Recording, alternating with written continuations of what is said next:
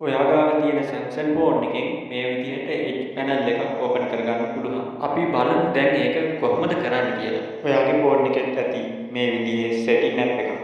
ඔයාට තියෙන්නේ මේක උඩ එකපාරක් ටච් කරලා මේ විදිහට app එක ඕපන් කරගන්න. ඔයාට පහළට යනකොට මේ විදිහට display කියලා තැනක් හම්බෙයි. ඒක උඩ එකපාරක් ටච් කරන්න. ඊට පස්සේ නැවතත් පහළට යනකොට ඔයාලට මේ විදිහේ Edge panel කියලා තැනක් හම්බෙයි.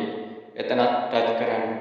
ඊට පස්සේ ඔයාලට කරන්න තියෙන්නේ මේ ටික් එක මේ විදිහට නම් තියෙන්නේ එකපාරක් ටච් කරගෙන ඔන් කරන්න. එතකොට මේ විදිහට ඔන් කියලා නිල් පාටට ඔයාලට දැක ගන්න ලැබෙයි. ඊට පස්සේ මේ පහළින් තියෙන හැන්ඩල් කියන තැනට ගිහින් බලමු. එතනදී ඔයාලට right left විදිහට වෙනස් කර ගන්න වගේම විවිධ කලර් චේන්ජ් කර ගන්න හැකියාව තියෙනවා.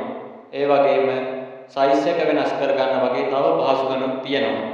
ඒවා ටිකක් ඔයා ටෙස්ට් කරලා බලන්න. ඊට පස්සේ අපි ආපහු මෙතනින් බැක් වෙමු.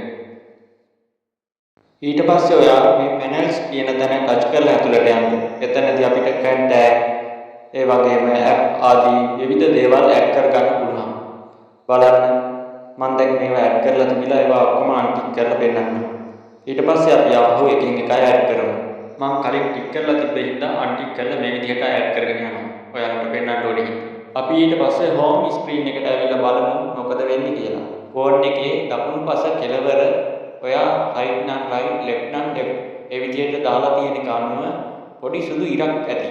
ඒ ඉරේ ඉඳන් අතුලට ඇද්දාම මේ විදිහට ඔයාට එකින් එක මාරු වෙන්න පුළුවන්. contact apps මේ විදිහට ඔයාට බලා ගන්න පුළුවන්. ඒ වගේම මේ control panel එකේ පල්ලෙහා සුදු තිත් මත ටච් කිරීමෙන් සියලුම app මේ විදිහට open කර ගන්න පුළුවන්. ඒ වගේම පහතින් මේ පැන්සල icon එකක් ඔයාලට පේනවා ඇති. ඒක මත ටච් කරලා මේ විදිහට ඔයාලට ඕනේ app ආදිය වෙනස් කර ගන්නත් පුළුවන්. subscribe කරලා එකතු වෙන්න. අපි තවත් වීඩියෝ එකකින් හමු වෙමු.